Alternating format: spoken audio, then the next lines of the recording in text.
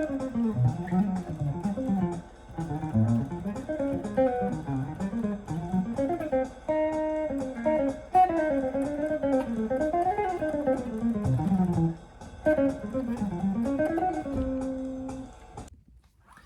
I'm Zach, and that was me playing Donna Lee at like 250 BPM. I want to teach you how to alternate pick these bebop lines super fast on guitar. I have tabs in the description below that you can download and follow along with me, and you can keep those and practice yourself with them. These bebop lines that were meant for horns can be really hard to adapt to guitar, especially playing them really fast. And we want to alternate pick these lines. If you listen to George Benson, Cecil Alexander is another great guitar player. He's really, really good, and he can play killin' bebop lines super fast, and he can alternate pick them really well. And if you want to be able to do that, you got to follow a couple of rules. So the first tip is you have to float your wrist. So if you look at George Benson or Cecil Alexander, their wrist is not on the guitar. It's going to hold you back from really being able to loosen that wrist up and play super fast if you're going to, be pushing down the guitar. When you float your wrist, you're going to have to anchor somewhere else. So you're probably going to want to anchor on the pick guard. If you look at them, that's where they anchor their hand. The second tip I have is if you're going to float your wrist, you're not able to mute with this right hand as much to keep the strings quiet. So you have to mute more with your left hand. And that's okay though, because you're going to get good at it and you're going to be able to keep everything over here quiet. But most people, I think, are used to muting the strings with their right hand, and that's really going to hold you back from developing really fast speed. And then the third tip, this is the most important tip, you need to pick up every time you leave a high string for a low string. I'm going to say that again. When you leave a high string for a low string, so say you're going to play the high E and then a lower string like the B string, you need to have picked up and then down. You have to do that because you're going to miss the string if you pick down. At these really fast tempos, you're going to clunk the string. Okay, so I want to go through the first 16 bars of the head. I'm going to go through each bar and I'll show you with the tabs exactly how you're supposed to downstroke and upstroke. Now again, I mentioned that the tabs are in the description of this video. Go download those because you can see the whole song, or at least the whole first 16 bars. So the first 4 bars I want to talk about. Now, if we were going to apply that rule that we have to play an upstroke whenever we leave a high string for a low string, this line is all descending at first. And so we can get ourselves in trouble when we try to play these descending lines because we're going to have upstrokes. You're going to want to downstroke this first one. And because we're doing this trill, we're going to be able to get away with that because we have enough time to catch the string. All right, so now we're up, down, up. So now we're set up right. We upstroked, now we're going to play on the D string.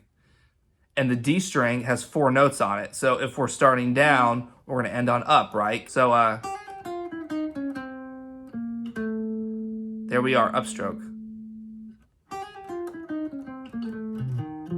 And so then we have to make this big leap over a string, but that's okay because we upstroked. So now we upstroke. And so this other trill, this little triplet, we can get away with that too, right? And we need to downstroke this D. Because when we get to the top, we have to have upstroke because there's only one note on this D string, and if we don't upstroke it, again, we're gonna have a problem. I'll play it slow and really try to pay attention to the picking pattern.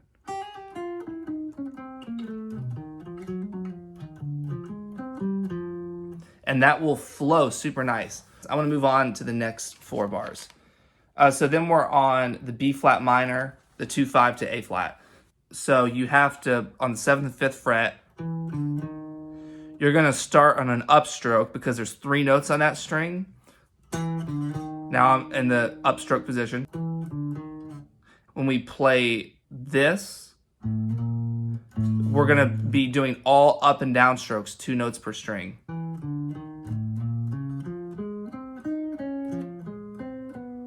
So let me break that down. It's up, All right, now I'm in an up position, and then it's all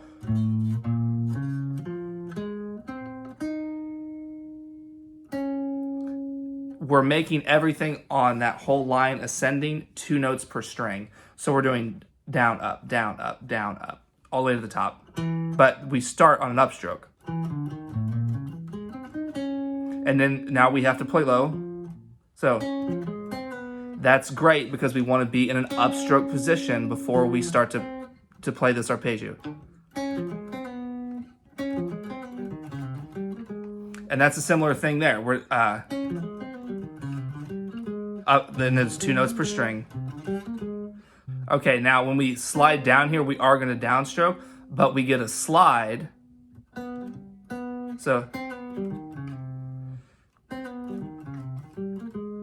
So this slide gives us time to leap back over, but we did pick down. A lot of lines in this head do that, where there's a high note, something like that. You have to start the first note with an upstroke to get all the way down there. And then the last line, like the last little bit, is the 2-5, the D flat. So it's...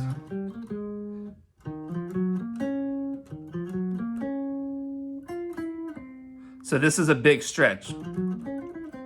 Now that's okay though, because these big stretches, your left hand can do it, but your right hand cannot downstroke if it's leaving for a lower string. I know I keep saying it, but that's super important. Yeah, so on this 2-5, as you ascend, you can upstroke that one note because it's just one single note on the D string.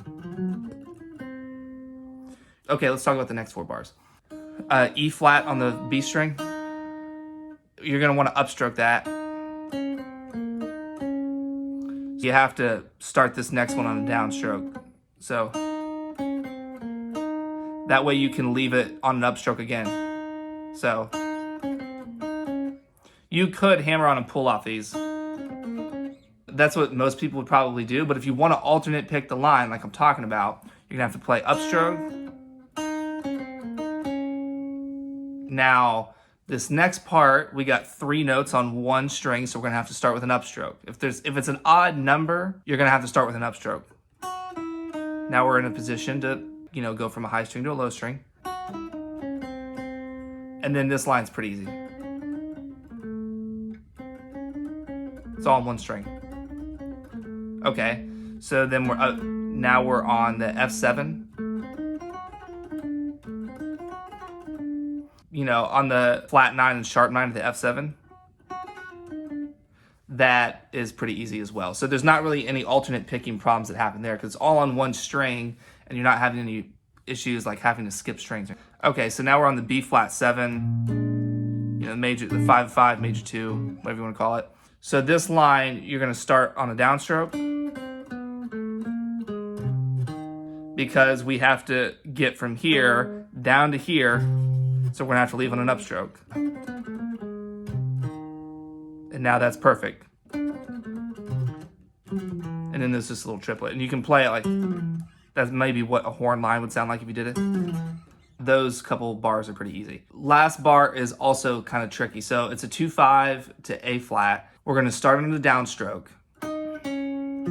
so that we can get from here down to here. So it's a high string for a low string.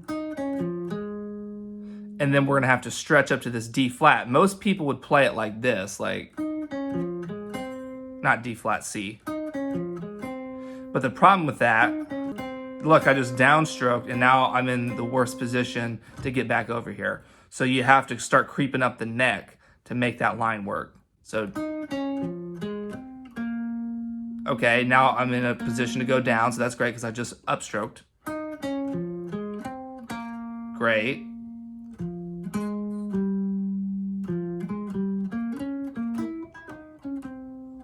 But that's basically how you have to arrange that line. The rest of it's pretty easy.